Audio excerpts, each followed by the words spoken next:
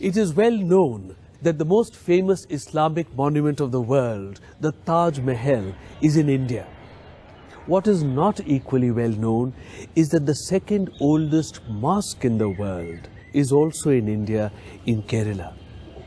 In fact, India has a vast and rich architectural heritage of Islam, from Kerala in the south till Kashmir in the north, from Tripura in the east till Gujarat in the west. With the advent of Islam, Arab traders became the carriers of the new faith. Behind me here, you see the first mosque which was made in India. It was made in Kodungallur by Raja Cheruman Perumal. It was made in 629 AD, within the lifetime of the Prophet. Kayalpatnam is an ancient town on the mouth of the Tamirapirani River. It is about 1 kilometer from its mouth. The Kodalkarai Mosque was built here by Arab traders as early as Hijri 12 or 633 AD.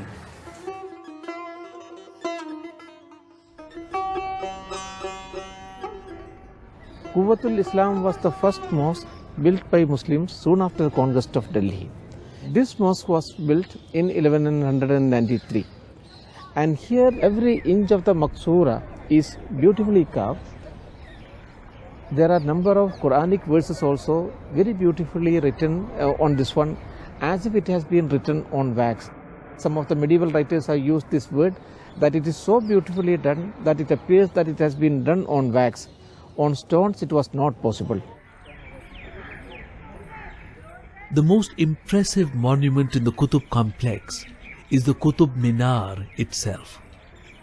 It was made in the early 13th century by Qutubuddin Aibak, Sultan of Delhi. It is one of the world's tallest minarets and is 72.5 meters high.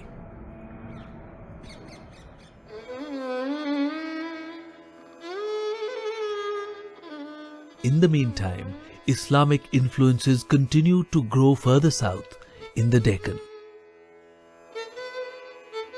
The end of the 15th century saw the establishment of 5 sultanates in the Deccan.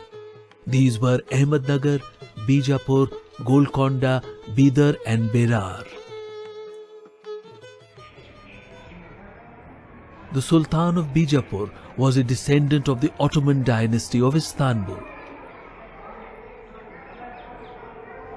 The Sultan of Golconda was a Turkman prince who had taken refuge in India.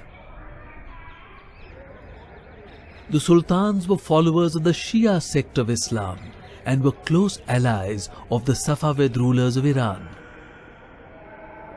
In India, the Deccan became the greatest center of Arabic learning and literature.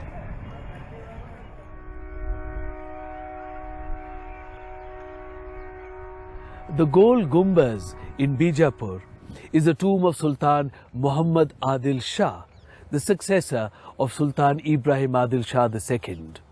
Muhammad ruled in Bijapur from 1627 to 1657 AD. This is the largest dome ever to be built in the Islamic world. It measures 37.92 meters on the inside. We have, in fact, one very remarkable example of an architectural transplant from Central Asia. This is the great madrasa of Mahmud Gawan from the 1480s in Bidar. Now, if you would take a photograph of this and put a label and saying madrasa in Uzbekistan or part of eastern Iran, it will be very hard to tell the difference. 1526 was a year which changed the political map of India. It was the year of the advent of Babur, who founded the great Mughal dynasty. The dynasty founded by Babur became one of the greatest the world had seen. They ruled a vast empire whose fame spread throughout the world. Humayun's tomb, which might be considered the first great imperial masterpiece of the new dynasty, sponsored by the 20-year-old Akbar in memory of his father, is very much related to the previous architecture of Delhi.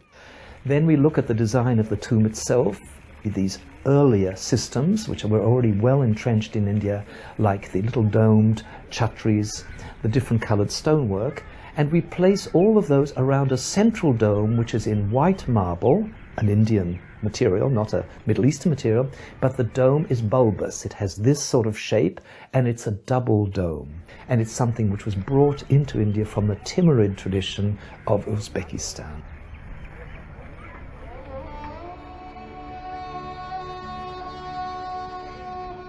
Agra was the imperial capital of Akbar in the mid-16th century. The fort here was one of the most powerful of North India since early times. In 1565, Emperor Akbar ordered the reconstruction of this fort. The fort has palaces of Emperor Akbar, Jahangir and Shah Jahan. The most prominent amongst all the structures are the white marble buildings of Shah Jahan. In 1571, Emperor Akbar decided to build a new capital city. A magnificent city was built at a site not very far from the previous capital at Agra. It was called Fatehpur Sikri.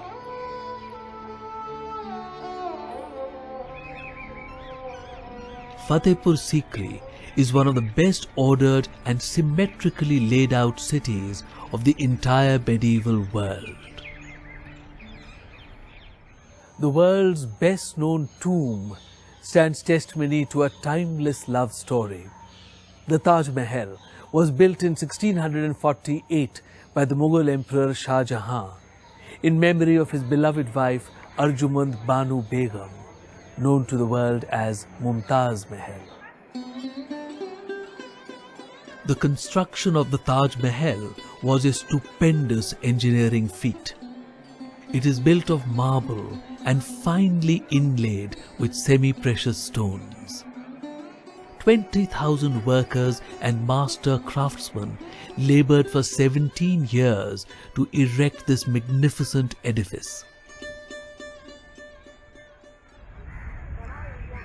In the mid-17th century, the Mughal Emperor Shah Jahan built a new imperial capital at Delhi.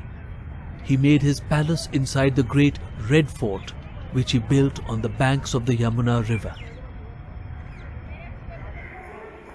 The Diwan-e Aam, or the Hall of Public Audience, is where the emperor would hear petitions of the common people.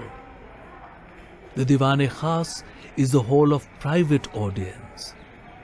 These structures are among the glories of the Red Fort.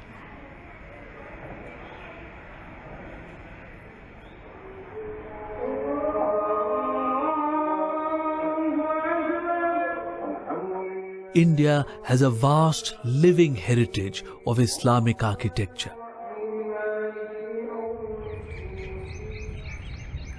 These monuments are a great treasure of India's culture, and many of them are recognized as World Heritage Monuments. We see in these the confluence of local talent with inspirations from Iran, Arabia and Central Asia. These mosques, tombs, madrasas, palaces and fortresses are a beautiful and unique treasure of the heritage of Islamic architecture.